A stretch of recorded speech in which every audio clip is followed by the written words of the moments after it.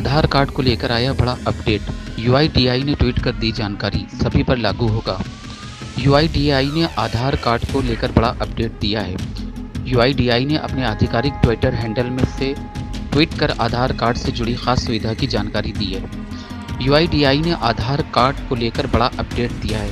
अब आधार कार्ड खो जाने पर आपको परेशानी नहीं उठानी पड़ेगी। दरअसल अब ऑनलाइन आधार डाउनलोड करना बेहद आसान हो गया है। भारतीय विशिष्ट पहचान प्राधिकरण यूआईडीआई ने ये जानकारी दी है और एक सीधा लिंक भी शेयर किया जिस पर क्लिक कर आप कहीं भी आधार कार्ड को डाउनलोड कर सकते हैं। यूआईडीआई ने अपने आधिकारिक ट्विटर हैंडल से ट्वीट कर इस सुविधा की जानकारी दी है। आधार फिलहाल हमारी पहचान का सबसे महत्वपूर्ण दस्तावेज है। बैंक का काम हो या सरकारी योजना का लाभ लेने के लिए आपको आधार की ज़रूरत पड़ती है। इससे अब आधार को साथ रखने या उससे संबंधी समस्याओं से निजात पाया जा सकता है। आधार कार्ड को ऑनलाइन डाउनलोड करने के लिए सीधा लिंक साझा करते हुए यूआईडीआई ने ट्वीट किया है। भारत सीरीज में ऐसा होगा गाड़ियों का रजिस्ट्रेशन, वाहनों का ट्रांसफर होगा आसान, नई गाड़ियों पर अब होगा अलग रजिस्ट्रेशन मार्क। सरकारी और निजी क्षेत्र दोनों के कर्मचारियों का तबादला होता है। ऐसे में उनके लिए गाड़ी को एक राज्य से दूसरे राज्य लेकर जाना और फिर उनका रजिस्ट्रेशन ट्रांसफर कराना झंझट बन जाता है। वाहनों को एक से दूसरे राज्य ले जाने के लिए ट्रांसफर कराने में अब झंझट का सामना नहीं करना पड़ेगा। केंद्रीय सड़क परिवहन एवं राजमार्ग मंत्रालय, ministry of road transport and highway वाहनों के आसानी से ट्रांसफर के लिए नई स्कीम लेकर आया है। नवीन व्यवस्था के अंतर्गत भारत सीरीज के तहत नए वाहनों पर नए तरीके का रजिस्ट्रेशन मार्क दिया जाएगा। मंत्रालय ने शनिवार को ये जानकारी दी। माना जा रहा है कि इससे देश में हर साल जो लाखों की तादाद में वाहनों का एक राज्य से दूसरे राज्य में स्थानांतरण होता है उसमें कागजी कार्रवाई और समय नहीं लगेगा। वाहनों के ट्रांसफर को सुगम बनाने के लिए सड़क परिवहन और राजमार्ग मंत्रालय ने 26 अगस्त की अधिसूचना में नए वाहनों के लिए नया रजिस्ट्रेशन मार्क पेश किया। अगर किसी वाहन का रजिस्ट्रेशन भारत सीरीज में हुआ है तो उसको किसी दूसरे राज्य में ले जाने पर वाहन के मालिक को नया रजिस्ट्रेशन नहीं कराना पड़ेगा। नए वाहनों के पंजीकरण के लिए नया पंजीकरण चिन्ह भारत श्रृंखला शुरू किया है। इस पंजीकरण चिन्ह वाले वाहनों के मालिकों को दूसरे राज्य में स्थानांतरित होने पर नए सिरे से पंजीकरण कराने की जरूरत नहीं होगी।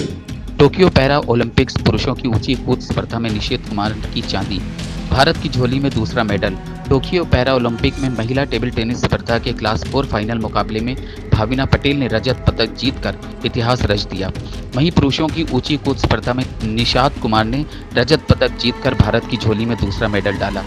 इससे पहले तीरंदाजी में राकेश कुमार और ज्योति बालियान की भारतीय जोड़ी को मिश्रित टीम कंपाउंड इवेंट के क्वार्टर फाइनल में हार का सामना करना पड़ा। पुरुषों की ऊंची कूद स्पर्धा में निषाद कुमार ने रजत पदक जीतकर भारत की झोली में दूसरा मेडल डाला। दिल्ली डीएमआरसी का बड़ा फैसला, मेट्रो स्टेशनों पर दिव्यांगों के लिए बने शौचालय का प्रयोग कर सकेंगे किन्नर। दिल्ली मेट्रो रेल कारपोरेशन ने किन्नरों के हित में बड़ा फैसला लिया है। मेट्रो स्टेशनों पर दिव्यांगों के लिए बने शौचालयों को प्रयोग अब किन्नरों को भी करने की अनुमति मिल गई है। डीएमआरसी की ओर से किए गए ट्वीट के अनुसार दिल्ली मेट्रो ने ट्रांसजेंडर यात्रियों को अपने स्टेशनों पर अलग शौचालय के इस्तेमाल की अनुमति देने का प्रावधान किया है, जो अब तक केवल दिव्यांग जनों के लिए थे। दिल्ली मेट्रो के एक अधिकारी ने कहा कि ट्रांसजेंडरों के खिलाफ सुरक्षित माहौल प्रदान करने और लैंगिक भेदभाव को रोकने के अपने प्रयासों में दिल्ली मेट्रो ने प्राथमिकता के आधार पर दिव्यांग जनों के लिए बने अपने मौजूदा शौचालयों को अब ट्रांसजेंडरों के लिए भी सुलभ कर दिया है। आर्थिक संकट से जूझ रहा उत्तरी नगर निगम केंद्र सरकार को सौंप सकता है अपने 6 अस्पताल और मेडिकल कॉलेज। निगम अपने 6 अस्पताल एवं 1 मेडिकल कॉलेज केंद्र सरकार को सौंप सकता है। निगम की आगामी स्थायी समिति की बैठक में इससे संबंधित प्रस्ताव आ सकता है। मालूम हो कि दिल्ली हाई उच्च न्यायालय ने निगम कर्मचारियों के वेतन के मुद्दे पर सुनवाई करते हुए निगम को निर्देश दिया था कि वह अस्पतालों को केंद्र या राज्य सरकार को सौंपने का निर्णय ले। दिल्ली सरकार ने खुद भी निगम को यह प्रस्ताव दिया था, लेकिन सूचना के मुताबिक निगम अब इन अस्पतालों और मेडिकल कॉलेज को केंद्र सरकार को सौंपने का फैसला ले सकता है।